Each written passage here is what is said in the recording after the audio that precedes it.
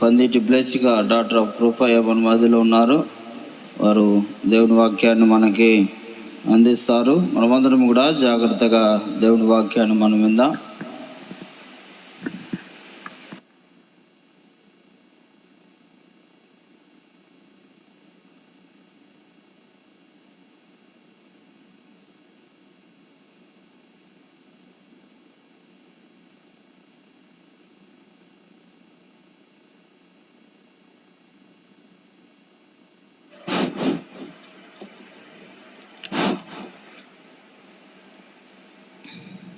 యేసుక్రీస్తు నామమున చేరి వచ్చిన ప్రతి ఒక్కరికి నా హృదయపూర్వక వందనాలు చెల్లించుకుంటున్నా.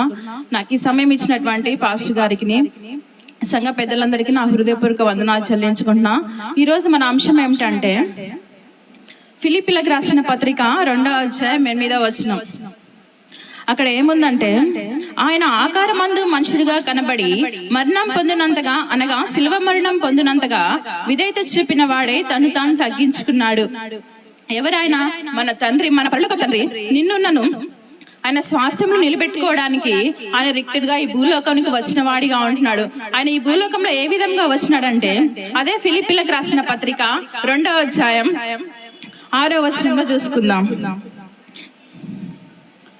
ఆయన దేవుని స్వరూపం కలిగిన వాడైండి దేవునితో సమానముగా ఉండుట విడిచిపెట్టుకుడని భాగ్యమని ఎంచుకొనలేదు, కానీ మనుషుల పోలికగా పుట్టి దాసుని స్వరూపం ధరించుకొని తన్ను తానే రిక్తునిగా చేసుకున్నాడు. ఆయన ఎవరి కోసం రిక్తునిగా చేసుకున్నాడు అంటే, నీ నా పాపంలో కోసం, నువ్వు నేను శాపంలో ఉంటున్నామని ఆయన తన రిక్తత్వంలోనికి వచ్చిన వాడిగా ఉంటున్నాడు. ఆయన అయితే మనల్ని సృజించినాడు, తన స్వరూపం ఇచ్చినాడు, తన అధికారం ఇచ్చినాడు. కానీ ఆయన మనల్ని మనుషుల్ని ఏ విధంగా సృజించినాడంటే, ఆదికాండం 1వ అధ్యాయం 6వ వచనం. ఆదికాండం 1వ అధ్యాయం 6వ వచనం. మరియు దేవుడు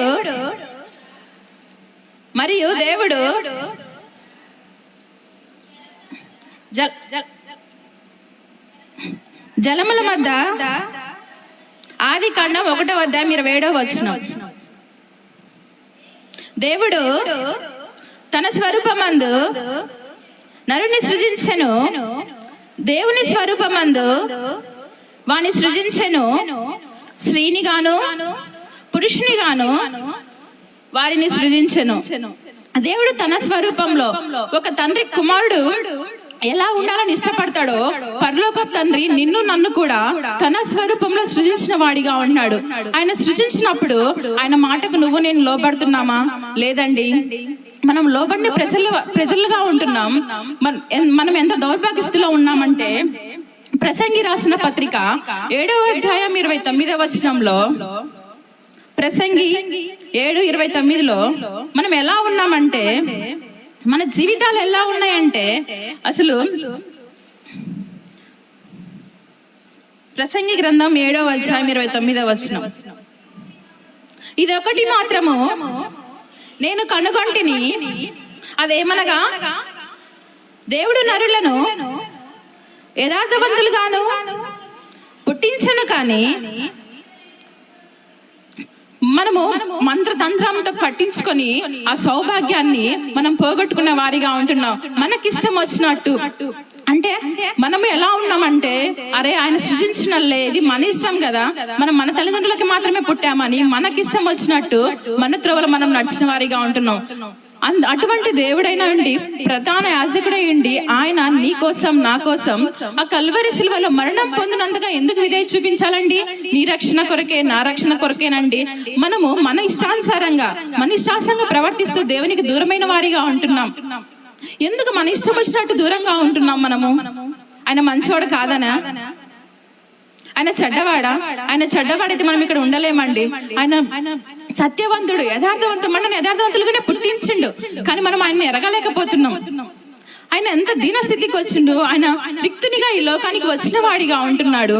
ఒక్కసారి మనం జ్ఞాపకం చేస్తున్నాం, ఆయన రిక్తత్వంలోనికి మనం వద్దాం. ఆయన విధేయత ఎలా చూపించిందంటే, ఆయన సన్నిధికి మనం దూరంగా ఉంటున్నాం. ఆయన ప్రేమను మనము చూడలేకపోతున్నాం. ఆదిలోనే ఆదామును దేవుడు పిలిచినప్పుడు ఆదామా ఎక్కడున్నావు అన్నప్పుడు సిగ్గుతో తలదించుకునేవాడు. అదే తలదించుకున్నాడు. అదే ఆ పరిస్థితి ఈ రోజు నీకు నాకు వస్తే, దేవుడు పిలిస్తే, మన పేరు పెట్టి పిలిస్తే మనం సిగ్గుతో తల వంచుకున్న వారిగా ఉండాలా, గౌరవపడే వాళ్ళు ఉండాలా? ఒక్కసారి మనం ఆలోచించుకుందాం. ఊరికే దేవుడు మన కన్నా కాచిన రక్తానికైనా కొంచెమైనా మనం విలువనిచ్చే వారిగా ఉండాలి. ఒకసారి జ్ఞాపకం చేసుకోండి ప్రియులారా, ఈ సాయంకాల సమయంలో ఆయన నిన్ను నన్ను ఎంతగా ప్రేమిస్తున్నాడంటే, తన విధేయతలో ఎంత ఉందంటే, ఆయన చూసుకుందాం రండి. ఆయన సిగ్గుతో ఆదాము తల వంచుకున్న వాడిగా ఉంటున్నాడు. ఆదికాండం 6వ అధ్యాయం 5వ వచనంలో ఆయన భూలోకంలో చూసినప్పుడు ఎలా ఉందంటే, ఆదికాండం 6వ అధ్యాయం 5వ వచనంలో ఏముందంటే, భూమి మీద, ఆదికాండం 6వ అధ్యాయం 5వ వచనం, నరుల చెడుతనమును భూమి మీద గొప్పదనియు వారి ఉదయం యొక్క తలంపుల్లోని ఊహంతయు ఎల్లప్పుడూ కేవలం చెడ్డదనియు యెహోవా చూచి, తన రూపంలో నిన్ను నన్ను సృజించినప్పుడు మనం చెడిపోయిన వారిగా ఉంటున్నాం. ఎల్లప్పుడూ చెడిపోయిన వారిగా ఉంటున్నాం. మన దగ్గర కొంచెమే కూడా మంచితనం లేదండి. ఆదారంలో అయితే ఆయన మళ్ళీ సమకూర్చుకున్నాడు. ఈ రోజు నిన్ను నన్ను కూడా సమకూర్చుకోవడానికి ఆయన తన భాగ్యమును విడిచిపెట్టడానికి కూడా సిద్ధమయ్యి, నీ పాపం కోసం నిన్ను కూడా నన్ను చేరపెట్టడానికి భూలోకమునికి వచ్చి నరుడిగా, ఆ సిలువలో దీనుడిగా విధేయత కలిగి తన మరణం పొందినంతగా మన దగ్గరికి వస్తున్నాడండి. ఆ మరణానికైనా మనం కొంచెమైనా రెస్పాండ్ అవ్వాలి. అంతేకాకుండా 6వ వచనంలో ఏం చెప్తుందంటే, తన భూమి మీద నరులను చేసినందుకు యెహోవా సంతాపం నొంది తన హృదయం నొచ్చుకుంటున్నాడు. అరే, నేను నా పిల్లలని నా బిడ్డలను చేస్తే నా మాట వినకుండా వీళ్ళు చెడిపోతున్నారే, అరే వీళ్ళు దుష్టకాలంలో ఉంటున్నారా అని ప్రభువైన యేసుక్రీస్తు వారు సంతాపపడుతున్నారు. తన సంతాపం ఎట్లుందంటే, అది మనో దుఃఖం లాగుందండి. ఒక తండ్రి కుమారుడు చెడిపోతుంటే చూస్తూ ఉంటాడా, బాధపడుతుంటాడు. అలాగే పరలోకపు తండ్రి నువ్వు నేను చెడిపోతున్నప్పుడు ఆ పరలోకం నుండి ఆయన సంతాపడుతున్నట్టుగా ఉంటున్నాడు. అరే, నా పిల్లలకి నేను అధికారం ఇద్దామని, నా ఐశ్వర్యం ఇద్దామని, నా బిడ్డలుగా చేసుకుందామని, వాళ్ళని సౌభాగ్యంలో వాళ్ళని ఉంచుదామని నేను అనుకుంటుంటే, అరే నా బిడ్డలు చెడిపోతున్నారే, నేను భూలోకం చూసినప్పుడు చెడిపోయిందిగా ఉంటుంది అని దేవుడు ఎంత సంతాపడుతున్నాడు, ఎంత దుఃఖపడుతున్నాడు అంటే ప్రభువైన యేసుక్రీస్తు ప్రభు వారు. అదే గలతీ రాసిన పత్రిక 4వ అధ్యాయం 9వ వచనంలో చూడండి, ఆయన ఎంత బాధపడుతున్నాడంటే నీ కోసం, నా కోసం. గల్తీలకు రాసిన పత్రిక 4వ అధ్యాయం 9వ వచనం, ఇప్పుడు మీరు దేవుణ్ణి ఎరిగిన వారేను, మరి విశేషముగా దేవుని చేత పట్టబడిన వారై. 4వ అధ్యాయం 19వ వచనం, నా పిల్లలారా, క్రీస్తు స్వరూపం మీ యందు ఏర్పడు వరకు మీ విషయమై మళ్ళా నాకు ప్రసవేదన కలుగుతున్నది. ఆయనకి ఏం కలుగుతుందంట అంటే, పిల్లలారా, ఆయనకు ప్రసవేదన కలుగుతుందంట. ప్రసవేదన అంటే ప్రతి ఒక్కరు ఎరిగిన వాళ్ళే. నీ పాపం కోసం, నా పాపం కోసం ఆయన దినదినము క్షణక్షణము ప్రసవేదన పడుతూ వచ్చిండు. ఆ ప్రసవ వేదన ప్రతి ఒక్కరికి తెలిసిన వారే. ఆయన నీ పాపం ద్వారా, నా పాపం ద్వారా ఎందుకంటే అంత మనం దుఃఖపరుస్తున్నాం? ఒక్కసారి అయినా ప్రభువా, అవును తండ్రి, నేను పాపిని, నన్ను రక్షించని ఒక్క మాట చెప్తే ఆయన ప్రసవ వేదన ఆగిపోతుంది కదండి. ఆయన ప్రసవ వేదన పడుతూ వస్తున్నాడు. ఎవరి కోసం? భూలోకంలో నా బిడ్డలు చెడిపోతున్నారే, నా బిడ్డలు నా మాట వినట్లేదే, నా స్వాస్థ్యం వాళ్ళకి ఇస్తాం అనుకుంటుంటే వాళ్ళు వినట్లేదే. ఆయన ప్రసవ వేదన పడుతున్నాడు వాడిగా ఉంటున్నాడు. ఈ రాత్రికాల సమయమైనా ఆయన ప్రసవ వేదనకు మనం కొంచెం విముక్తిద్దామా? మనం పరీక్షించుకుందాం. ఎందుకంటే ప్రభువైన యేసుక్రీస్తు సంతాపడుతున్నాడు, తర్వాత ప్రసవ వేదన పడుతున్నాడు. ఆయన ఎంత ప్రసవ వేదన పడుతున్నాడు అంటే నిన్ను నన్ను రక్షించడానికి. అయ్యో, నా పిల్లలు చెడిపోతున్నారు కదా, నా అధికారము వాళ్ళకి ఇద్దామని, నా బిడ్డలుగా వాళ్ళని చేసుకుందామని ఆయన ఎంత సంతాపడుతున్నాడండి. ఈ సాయంకాల సమయంలో 5 మేళ్లతో ఆయన నిన్ను నింపుతూ రావడానికి ఆ కల్వరి సిల్వలో ఆయన దీనుడుగా విధేయత చూపిన వాడిగా నీ యొద్దకు ఆయన 5 మేళ్లు తీసుకొస్తున్నాడు. ఈ 5 మేళ్లను మనము వాటిని గ్రహించి ఆయనను స్తుతించి ఆయన గణపరుద్దాం. ఫస్ట్ది, మొట్టమొదటిగా గల్తీలకు రాసిన పత్రిక 1వ అధ్యాయం 4వ వచనం, మన తండ్రి అయిన దేవుని చిత్త ప్రకారం క్రీస్తు మనలను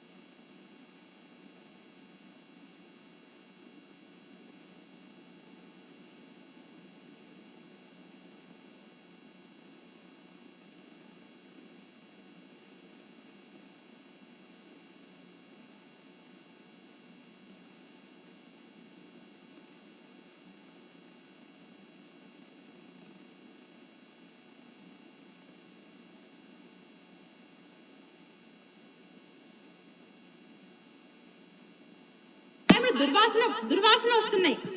మన గాయములు దుర్వాసన కలవ స్రవించుచున్నవి. స్రవిస్తున్నంటే కారిపోతూనే ఉంటాయి. దేని వల్ల? నీ చెడుతనం వల్ల, నా చెడుతనం వల్ల, నువ్వు దేవునికి దూరమై ఉండడం వల్ల నీ గాయములు స్రవించుచున్నవి. యెషయా గ్రంథం 1:6 చూసినంటే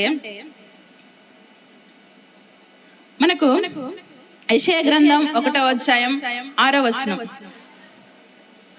అరికాలు మొదలుకొని తల వరకు స్వస్థత కొంచెమైనను లేదు. గాయములు, దెబ్బలు, పచ్చి పండ్లు అవి పిండబడలేదు, కట్టబడలేదు, తైలముతో మెత్తన చేయబడదు. అటువంటి స్థితిలో ఉంటున్నామండి మనము. మన గాయములతోటి అరికాలు మొదలుకున్న ఇంతవరకు మన దగ్గర ఎక్కడ కూడా మంచితనం లేదండి. అటువంటి దౌర్భాగ్య స్థితిలో ఉన్న నన్ను ప్రేమించి ఆయన ఆ దుర్వాసన నీలో నుంచి నాలోంచి తీసివేసి పరిమళ వాసనగా ఆయన చేయడానికి ఆయన ఈ భూలోకానికి వచ్చి తన్ను తానుగా రిక్తునిగా ఆ సిలువలో విధేయత చూపించిన వాడై ఉంటున్నాడు. మొదటిగా ఆయన నిన్ను విమోచించిన వాడిగా ఉంటున్నాడు. రెండోదిగా ఆయన నీ దుర్వాసన తీసివేసిన వాడిగా ఉంటున్నాడు. మూడోదిగా సంఘంను చూసినప్పుడు సంఘం కూడా చెడిపోయింది. ఆదికాండం 6:12. ఆదికాండం 6:12. దేవుడు లోకమును చూసినప్పుడు అది చెడిపోయి ఉండెను. భూమి మీద సమస్త శరీరులు తమ మార్గంలో చెరిపి వేసుకొని ఉండిరి. ఎంత ఉన్నామంటే మనము ఆయన స్వరూపం ఇచ్చాడు, ఆయన అధికారం ఇచ్చాడు, ఆయన ఔన్నత్యం ఇచ్చాడు. ఆయన అవసరవంతుడే నీరును అవసరవంతురాలు చేయడానికి వస్తే మనం చెడిపోయిన వారిగా ఉంటున్నాం. ఎంత దౌర్భాగ్య. సంఘం కూడా చెడిపోయిందండి. సంఘంలో ఆదరణ ఉంటుంది, సంఘంలో మేళ్ళు ఉంటాయి, కానీ సంఘం కూడా చెడిపోయిందిగా ఉంటుంది ఆయన చూచినప్పుడు. అందుకనే ప్రియులారా, ఆయన కల్వరి సిల్వలో తన్ను తాను విధేయుడై సిల్వ మరణం పొందినంతగా విధేయత చూపించిన వాడై ఉన్నాడు. మనము దేవుని సన్నిధికి దూరమై భక్తి లేకుండా, భయం లేకుండా ఎలా తిరుగుతున్నామంటే దేవుని సన్నిధి కంటే రాము, కూర్చోము, ఆయనతో సహవాసం చేయలేము, దూరంగా ఉంటాం. ఎవరండి మనం ఎంత చెడిపోతున్నా ప్రేమించేది? ఆయన పరలోకపు తండ్రి కాబట్టి, నిన్ను నన్ను నరునిగా చేసిండు కాబట్టి, ఆయన తండ్రి చిత్తం నెరవేర్చడానికి భూలోకానికి వచ్చిండు కాబట్టి నువ్వు నేను చెడిపోతున్నా, నేను త్రొట్టిల్లుతున్నా, నేను జారిపోతున్నా, నేను కృంగిపోతున్నా. ఎవరు సహాయం చేయలేదండి. పరలోకపు తండ్రినే మనకు సహాయం చేయగలడు. అటువల్ క్రీస్తు కూడా సంఘమును ప్రేమించి కలంకమైనను మడతైనను అట్టిది మరి ఏదైనాను లేకుండా పవిత్రమైనది గాను నిర్దోషమైనది గాను మహిమగల సంఘము గాను ఆయన తన ఎదుట దాన్ని నిలవబెట్టుకోవాలని వాక్యమంత్రి ఉదక స్నానం చేత దాన్ని పవిత్రపరిచి పరిశుద్ధపరచుటకై దాని కొరకు తన్ను తాను అప్పగించుకునేను. ఎందుకు అప్పగించుకున్నాడండి? సంఘం కూడా పరిశుద్ధంగా ఉండాలని, సంఘం కూడా మహిమతో నిండి ఉండాలని, ఆయన నిలబెట్టుకోవాలని. ఆయన వాక్యం అనే ఉదక స్నానం చేత నిన్ను నన్ను సంఘంలో పోషించబడుతున్నామని దాని కొరకు ఆయన సిలువలో ప్రేలాడిన వాడిగా ఉంటున్నాడు. సంఘంలో ఏముందంటే ఆయన ప్రేమ కలిగిన దేవుడు, ఆయన జాలి కలిగిన దేవుడు, ఆయన నీ కొరకై నా కొరకై సిలువలో బలి అయిన దేవుడుగా ఉంటున్నాడు. సంఘంలో ఏముందంటే ప్రియులారా, యెషయా గ్రంథం 66:13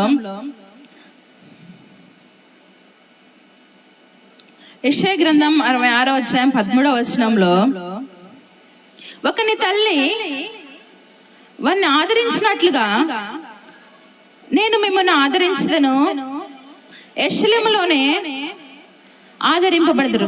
మనం ఎక్కడ ఆదరించబడలేమండి.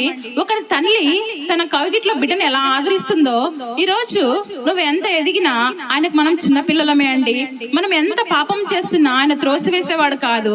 ఒకరి తల్లి వారిని ఆదరించినట్లుగా ఆయన ఈ రోజు నిన్ను నన్ను కూడా ఆదరించేవాడిగా ఉంటున్నాడు. మనకి ఎక్కడో ఆదరింపు లేదండి. నువ్వు కృంగిపోతున్నావా, నువ్వు నలిగిపోతున్నావా, నువ్వు కష్టంలో ఉన్నావా, నువ్వు బాధలో ఉన్నావా, ప్రభు సన్నిధికి రా, సంఘంలో కలిసి ప్రార్థన చేయి. అప్పుడు ఆయన నిన్ను ఆదరించేవాడిగా ఉంటున్నాడు, ఆయన నిన్ను ఓదార్చేవాడిగా ఉంటున్నాడు. ఎక్కడికో మనం వెళ్తాం కానీ సంఘానికి రాలేము, సంఘ సహవాసంలో మనం పాల్గొనలేము. సంఘంలో కలిసి ప్రార్థన చేయని సమస్యలకు విముక్తి ఉంటుంది. నువ్వు మనశ్శాంతిగా ఉంటావు. నీకు ఆదరణ నువ్వు ఎక్కడ పోయినా దొరకదండి. సంఘంలో కలిసి నువ్వు ప్రార్థన చేసినప్పుడు ఒక తల్లి బిడ్డని ఎలా ఆదరిస్తుందో అలాగే ఈ రోజు నువ్వు నేను కూడా సంఘంలో ఆదరింపబడతాం. నాలుగోదిగా తీతుకు రాసిన పత్రిక 2వ అధ్యాయం 14వ వచనం.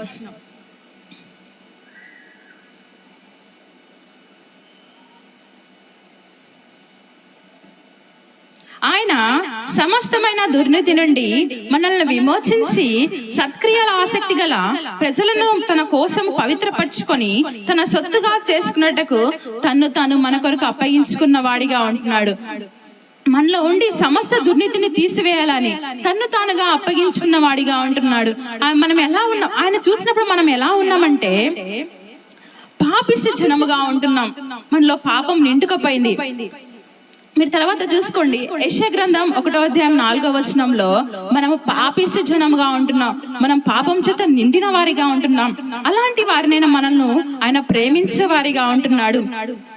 మనం అబద్ధమాడు పిల్లలుగా ఉంటూ వచ్చినాం. యెషయా గ్రంథం 30వ అధ్యాయం 9వ వచనంలో ఆయన మనల్ని చూసినప్పుడు మనం అబద్ధమాడు పిల్లలుగా ఉంటూ వచ్చినామండి. ఒక్కసారి మనం గ్రహించుకున్నామా, పరలోకపు తండ్రి నరునిగా సృజించినప్పుడు నువ్వు నేను ఏ విధంగా ఉందాం? పాపిష్టి జనంగా ఉంటూ వచ్చినాం, అబద్ధమాడు పిల్లలుగా ఉంటూ వచ్చినాం. అలాగే మనం లోబడిన పిల్లలుగా ఉంటూ వచ్చినాం. యెషయా గ్రంథం 30వ అధ్యాయం 1వ వచనంలో మనం లోబడిన ప్రజలుగా ఉంటూ వచ్చినాం, తిరుగుబాటు చేయ పిల్లలుగా వచ్చింటున్నాం. ఇర్మియా గ్రంథం 3:11లో ఇలాంటి పిల్లలమైన మనల్ని ప్రేమించి ఆయన ఆదరించి సమస్త దుర్నీతి నుండి, మనలో ఎంత దుర్నీతి ఉందంటే పాపిష్టి జనముగా ఉంటున్నాం, అబద్ధమాడు పిల్లలుగా ఉంటున్నాం, తిరుగుబాటు చేయ పిల్లలుగా ఉంటున్నాం. ఆయనను దేవుడు త్రోసివేయక నిన్ను నన్ను ఎత్తి పట్టుకొని ఆయన సహహస్తాలతో నీకు అధికారం ఇవ్వాలని ఆయన ఎంతగా ఆలోచిస్తున్నాడంటే మన పాపలంటే ఆయన త్రోసివేసేవాడిగా ఉంటున్నాడు. దుర్నీతి నుండి మనల్ని సమకూర్చడానికి తను తాను తగ్గించుకున్న వాడిగా ఉంటున్నాడు. ఐదోదిగా యెషయా గ్రంథం 50వ అధ్యాయం 5-6 వచనాలు.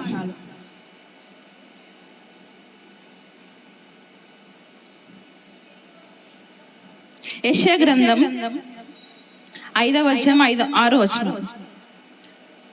ప్రభువైన యెహోవా నా చెవికి వినుబుద్ధి పుట్టింపగా నేను ఆయన మీద తిరుగుబాటు చేయలేదు, వినకుండా నేను తొలగిపోలేదు.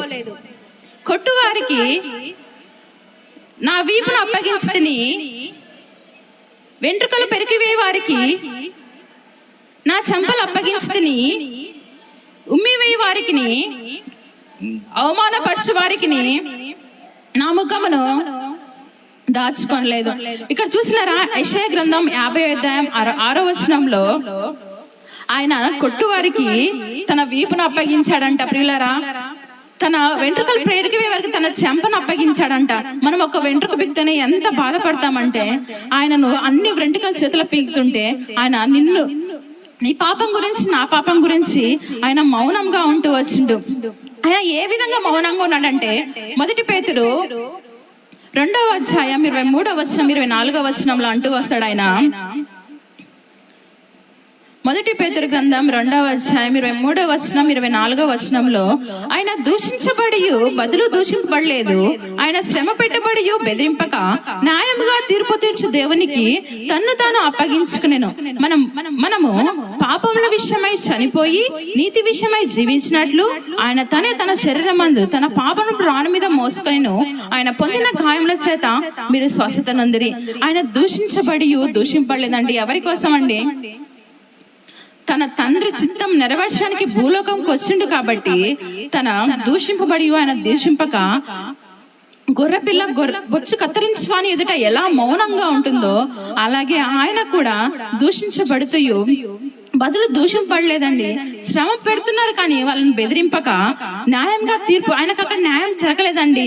అన్యాయంగా చేస్తున్న తను తాను రిక్తుడిగా ఆయన అప్పగించుకుంటూ వచ్చిండు.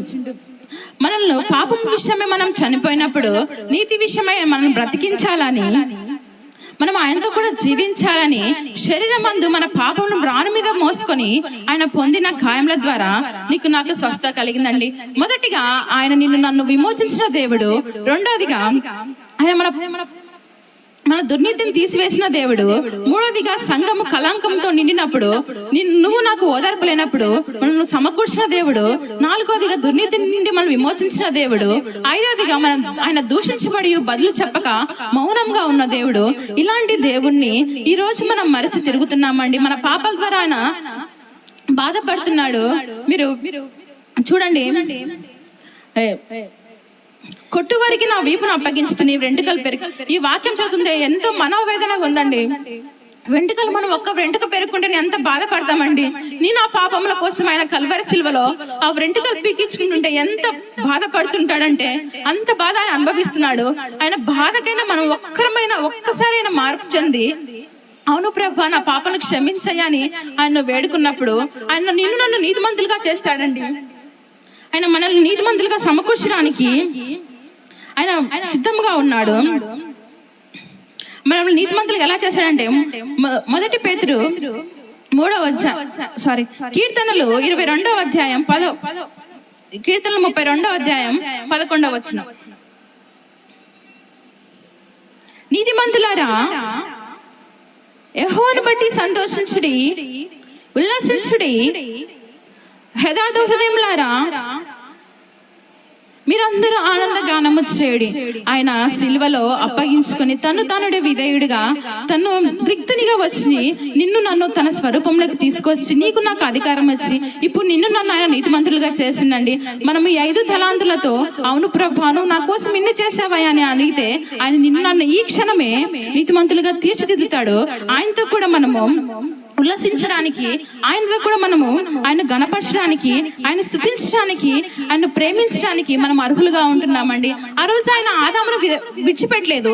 ఈ రోజు ప్రభువైన యేసుక్రీస్తు వరకు నిన్ను కూడా విడిచిపెట్టడండి. నువ్వు ఎంత దుఃఖంలో ఉన్నా, నువ్వు ఎంత మనోవేదంలో ఉన్నా, నువ్వు ఎంత చీకటిలో ఉన్నా, నువ్వు ఎంత పాపంతో ఉన్నా, నీ దగ్గర ఎంత దుర్వాసన వస్తున్నా ఆయన నిన్ను విడిచిపెట్టే దేవుడు కాదండి. ఆయన నిన్ను ప్రేమించే దేవుడు. ఇప్పుడైనా నువ్వు ప్రభు అవును తండ్రి నా దగ్గర నా మూర్ఖత్వం వల్ల నాకు వాసన వస్తుందయ్యా, నీ పరిమళ వాసన నన్ను మార్చుకోనాయన. అవును ప్రభు నువ్వు దూషింపబడక మౌనంగా ఉన్నావయ్యా, నా కొరకే కదయ్యా అని నువ్వు ఆయన్ను వేడుకున్నట్లయితే ఆయన ఆలస్యం చేయడండి. ఇప్పుడే మన దుర్వాసన తీసివేస్తాడు. నీకు నాకు క్రయధనంగా ఆయన చెల్లించిన రక్తం ద్వారా మన ప్రతి పాపమును కడిగి మన శుద్ధిపరుస్తాడు. ఆయన ఆనందగానంతో మనం ఇప్పుడు ఆయన సన్నిధికి వచ్చి ఆయనతో మనం కూడా ఏకీభవించి ఆయనతో మనం శ్లాఘించడానికి కృప చూపిస్తాడని మనకు తెలియజేస్తూ వస్తున్నాడు. మొదటి యోహాను 3:12 అయితే ఆయన ఏమంటున్నాడంటే, మొదటి యోహాను 3:12 మొదటి యోహాను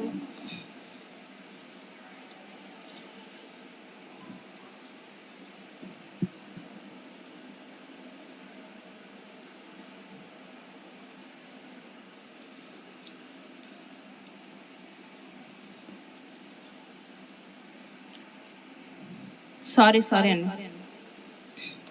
ఆయన నీకోసం నా కోసం ఈ భూలోకానికి వచ్చి నన్ను శ్రమ పెట్టకూడదని ఆయన శ్రమ పడుతూ వచ్చిండు. ప్రియులారా, ఇప్పుడు మనం దేవుణ్ణి పిల్లల మటుకు ఆయన మన గొప్ప కార్యం జరిగించిన తర్వాతనే సిలువ రాధ మీద తన ఖైదాన్ని చెల్లించడం ద్వారానే ఇప్పుడు మనము దేవుని పిల్లలమై అయి ఉంటున్నాము. ఆ సిలువ అంటేనే శ్రమ, సిలువ అంటేనే బాధ, సిలువ అంటేనే మనోవేదన అన్ని సహించి నన్ను నీతిమంతులుగా చేయాలని ఆయన తన సిలువ రాను మీద ఒక్కసారే చనిపోయిన వాడిగా ఉంటున్నాడండి. ఆయన పదే పదే చనిపోలేదు. నీ పాపలను బట్టి నా పాపను బట్టి ఆయన ఒక్క మారే శంపడిన వాడిగా ఉంటున్నాడు. ఇది 500 తలాంతులతో ఈ రోజు నువ్వు దేవుని యొద్దకు వచ్చి మనం ఎంత చేసినా రుణస్తులుగా ఉంటున్నామండి. ఆయన మనం ఎంత స్తుతించినా ఎంత గణపరిచినా ఆయనకు రుణస్తులుగానే